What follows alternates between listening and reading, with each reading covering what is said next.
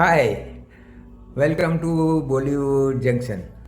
मैंने आपको कहा था सोचिए, ये सोचिए कि सुभाष जी ने क्या सोचा होगा। दो डिफरेंट फ्लैग्स, हर फ्लैग्स के बीच में एक डांसर्स, इतनी डांसर्स वीडियो पे तो दिख भी नहीं रही। ओके, और पिंक स्मोक बॉम्ब, हैवी, वो स्मोक बॉम्ब के बीच में से ऐसे जब कैमरा घूम के आता है तो माधुरी रिवील होती है पेड़ के पीछे से। She is also in pink ghagra choli. और ऐसा लगा कि सुभाष जी ने एक, वो जैसे शिल्पकार होता है ना, वो पत्थर को टोक टोक टोक टोक टोक करके एक प्रतिमा तैयार करता है। करेक्ट। पेंटिंग कैनवास पे पेंटर अपना पेंटिंग कैरेक्टर तैयार करता है, वैसे सुभाष जी ने फर्स्ट ड्रेस चेंज करके पिंक ड्रेस पे इसको खड़ा किया, उसको रेडी किया। क्यों किया? वो क्यों किया, जब आप वो गाना फिर से देखेंगे तो पता चलेगा। मुझे भी आज वीडियो पे वो गाना मैंने देखा शूट से पहले, तो मुझे पता चला कि सुभाष जी के मन में क्या था।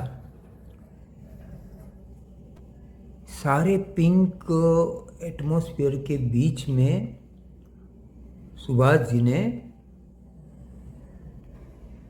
पिंक चुनरी में लपेट के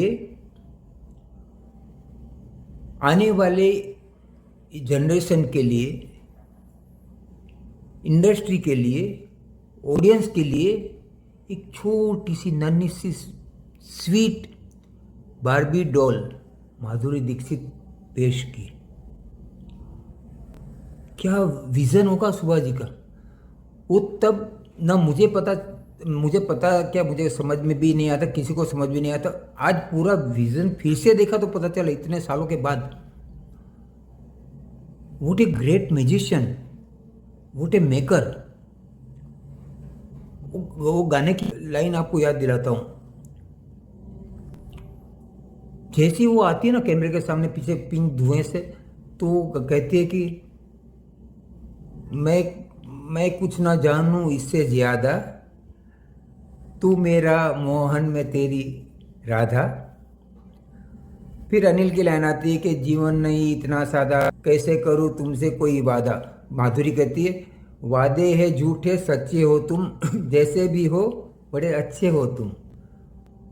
और उसमें जो वो एक एक माइन्यूटली एक एक बीट पे अपने एक्सप्रेशन दे रहे ना,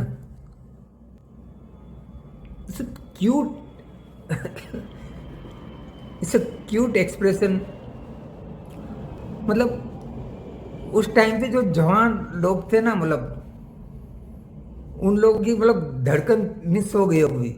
चीज ऐसा लग रहा था कि जैसे माधुरी उनको कह रही है, नॉट अनिल कपूर। अनिल के लिए नहीं गा रही, जवान बच्चों के लिए, बच्चे नहीं मतलब जवान लड़कों के लिए कर रही।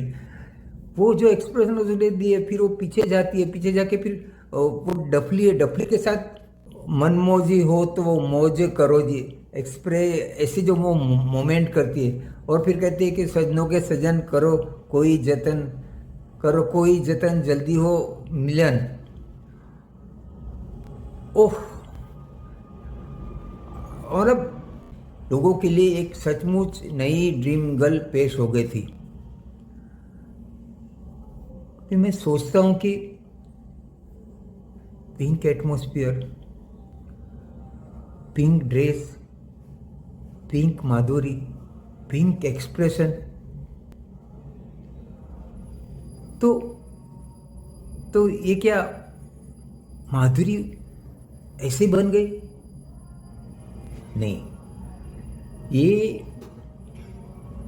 जो लाइन है, मतलब जो गाने की लाइन है आनंद बख्शी साहब की, सरोज की जो स्वीट मोमेंट है, जो स्वीट एक्सप्रेशन है, प्यारे भाई के, प्यारे लाल जी के जो बीट्स हैं, कैमरे के अंदर से निखार के जो अशोक मेहता जी ने उसको जो प्रेजेंट किया है, ओवरऑल सुभाष जी ने जो पूरा विजन करके लोगों को दिया और पेश किया, वो माधुरी दीक्षित।